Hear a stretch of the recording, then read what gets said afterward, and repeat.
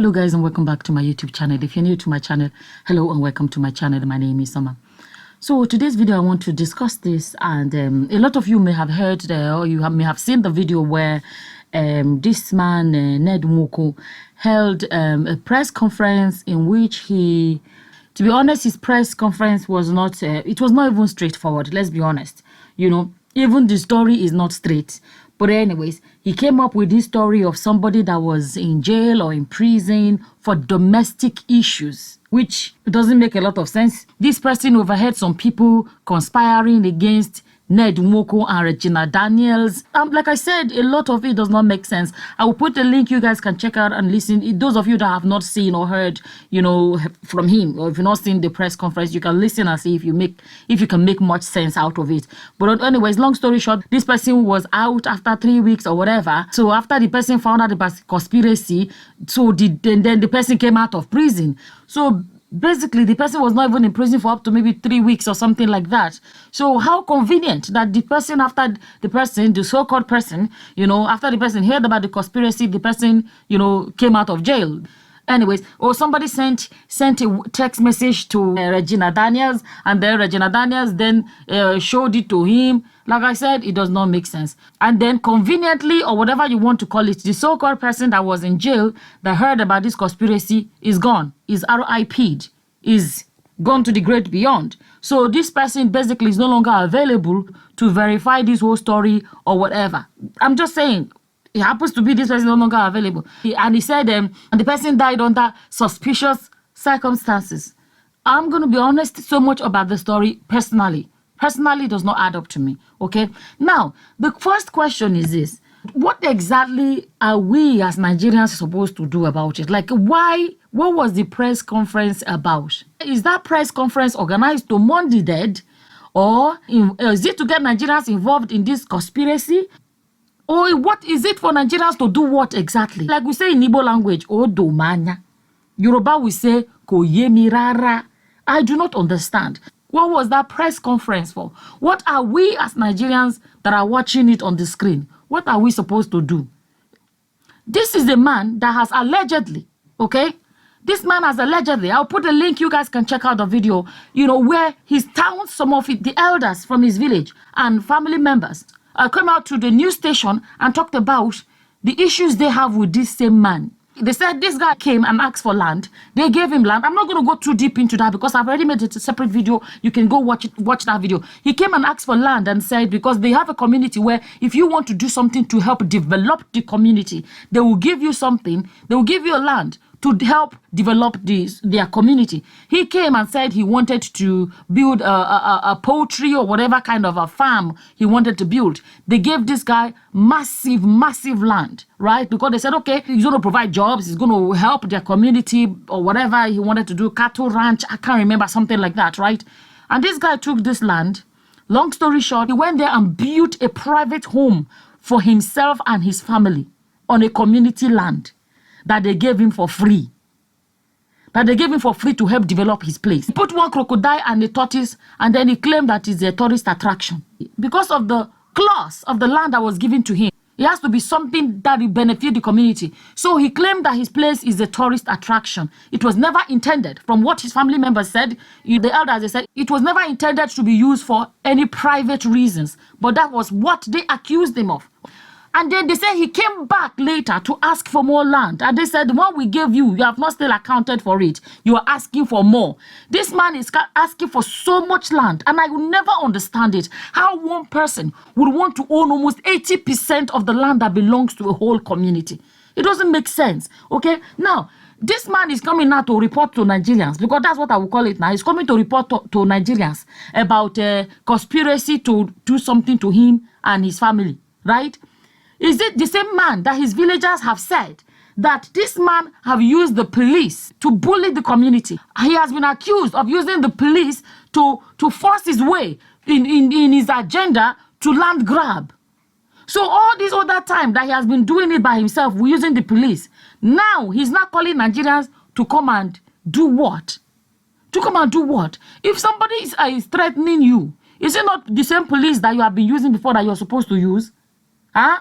Now, think about it. So all of a sudden, he's no longer using the police to solve the problem. He's now coming to address Nigerians. Epa, what do you want make we do?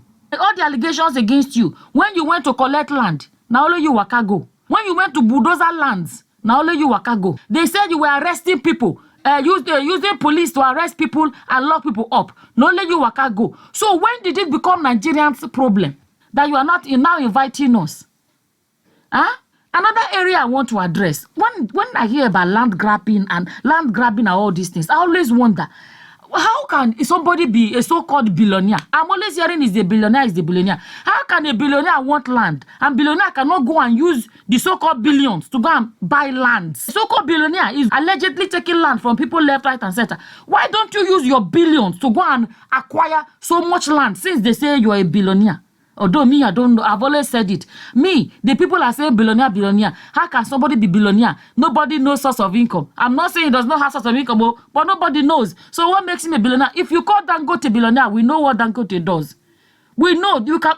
Easy for even a child in Nigeria can list to you the companies and businesses that Dangote puts his hand inside. This one, they say, is the billionaire. What does he do? Whenever every time that topic is brought up, this man will narrate what he used to do. He will tell the story of Night Team Jim. He will be telling stories. At the end of the day, you walk away not knowing what this man does.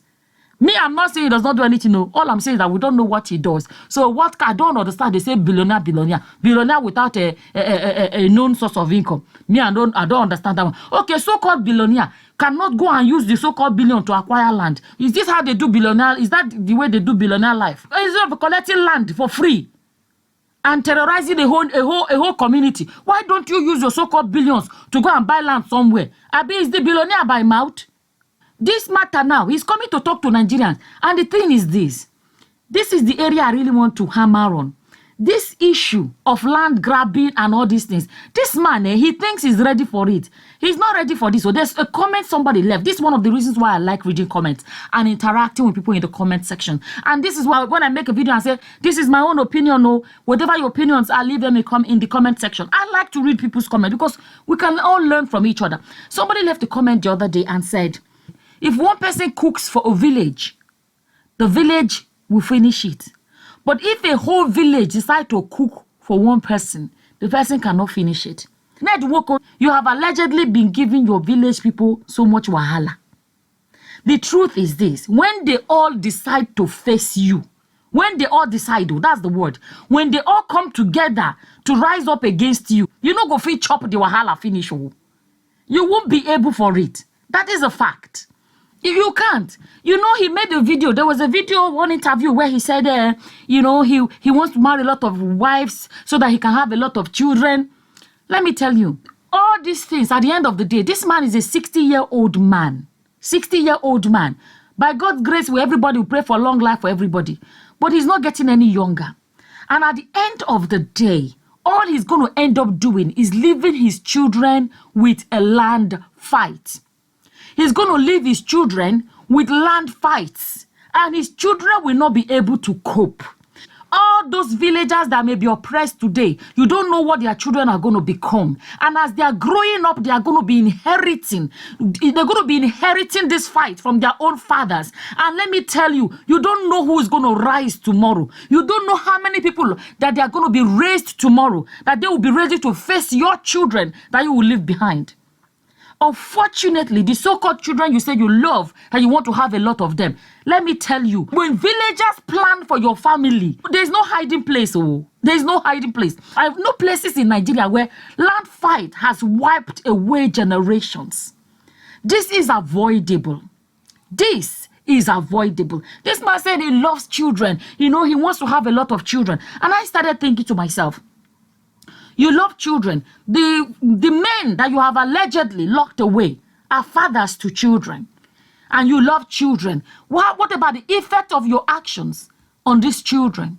What about there was one, this old woman, generational land that belonged to her has been taken away. Some people, their lands are the lands that the families farm on so that they can feed themselves. And there are children they are trying to raise. They are trying to provide for. When somebody goes and grabs their land and then claims you love children, those children that are going to be left in poverty and hunger, starvation, they are children. Where is the so-called love for children?